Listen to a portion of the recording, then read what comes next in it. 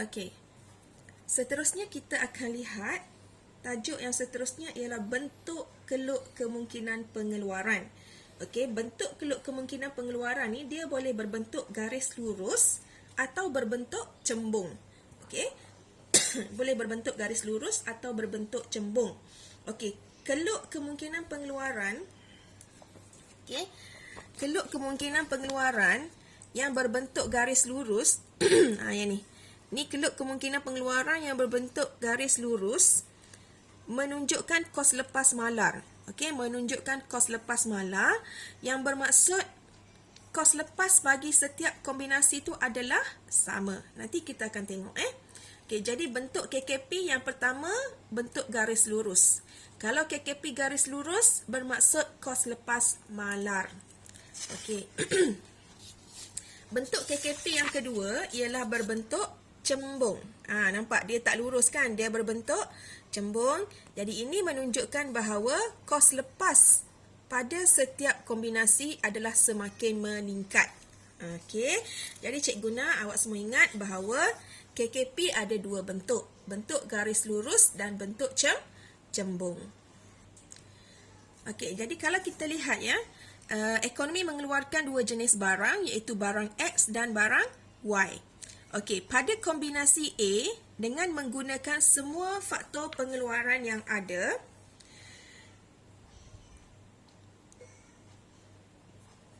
ekonomi mengeluarkan 8 unit barang Y dan tiada barang X dikeluarkan. Bermaksud semua faktor pengeluaran digunakan untuk mengeluarkan barang Y, iaitu sebanyak 8 unit. Okey, apabila ekonomi bergerak dari A ke B, okey, faktor pengeluaran telah digunakan untuk mengeluarkan kedua-dua jenis barang, iaitu barang X dan barang Y.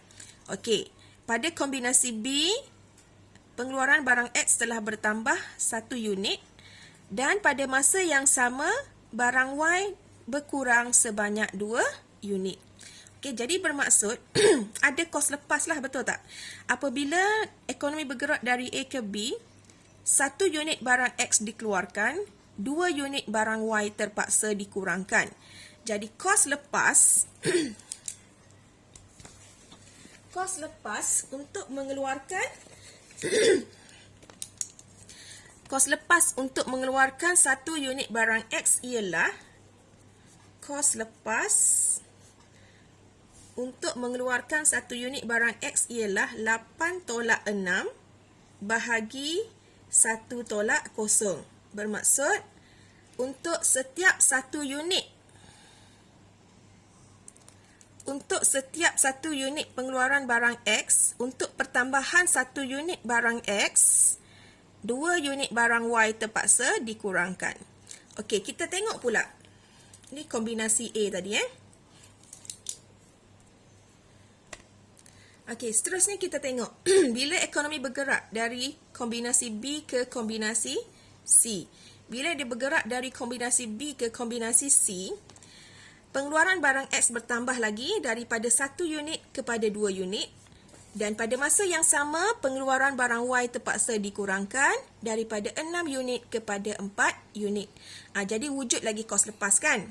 Sebab apa? Sebab setiap kali pengeluaran barang X bertambah, pengeluaran barang Y terpaksa dikurangkan. Okey, jadi kita tengok balik. Tadi kos lepas dari kombinasi A ke kombinasi B ialah 2 unit. Bermaksud 1 unit barang X ditambah, 2 unit barang Y terpaksa dikurangkan. Okey, sekarang kita tengok kos lepas yang wujud dari kombinasi B ke kombinasi C. Okey, 6 tolak 4 bahagi dengan 2 tolak 1. Jadi kos lepasnya 2. Jadi kalau ekonomi bergerak dari kombinasi B ke kombinasi C tadi, kos lepasnya 2. Sama macam tadilah. Okey, seterusnya kita lihat kita lihat dari kombinasi C kita lihat dari kombinasi C ke kombinasi D Dari kombinasi C ke kombinasi D, barang X bertambah dari 2 unit kepada 3 unit Dan pada masa yang sama, pengeluaran barang Y dikurangkan dari 4 unit kepada 2 unit. Okey, jadi kita kira kos lepas dia. Kos lepas bagi pengeluaran barang X sekiranya ekonomi bergerak dari kombinasi C ke kombinasi D ialah 4 tolak 2 bahagi 3 tolak 2. Jadi sama juga kos lepasnya. 2, 2, 2 untuk setiap kombinasi. Okey, seterusnya kita lihat dari kombinasi D ke kombinasi E. Dari kombinasi D ke kombinasi E, kita lihat semua faktor pengeluaran digunakan untuk mengeluarkan barang X dan tiada barang Y yang dikeluarkan. Okey, barang X bertambah dari 3 unit kepada 4 unit dan barang Y dari 2 unit kepada 0 unit. Okey, kita kira kos lepas dia. Kos lepas dari kombinasi D ke kombinasi E ialah 2 tolak 0 bahagi dengan 4 tolak 3.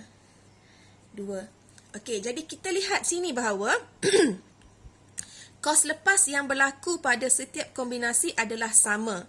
Okey, 2, 2, 2, 2 bermaksud dengan setiap pertambahan 1 unit barang X, okey, dengan setiap pertambahan 1 unit barang X pada setiap kombinasi, sebanyak 2 unit barang Y terpaksa dikurangkan pada setiap kombinasi. Jadi inilah yang kita kata bahawa kos lepas malar. Okey, kos lepas malar itu kos lepasnya sama pada setiap kombinasi. Okey. Dan bila kos lepas malar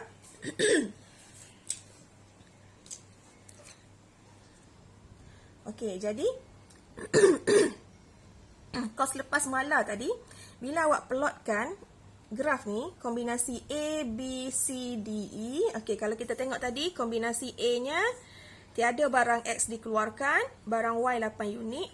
Okey, 0, 8. Ni barang X, ni barang Y ya. Okey, 8. Kombinasi A. Okey, kombinasi B pula 1 unit barang X, 6 unit barang Y.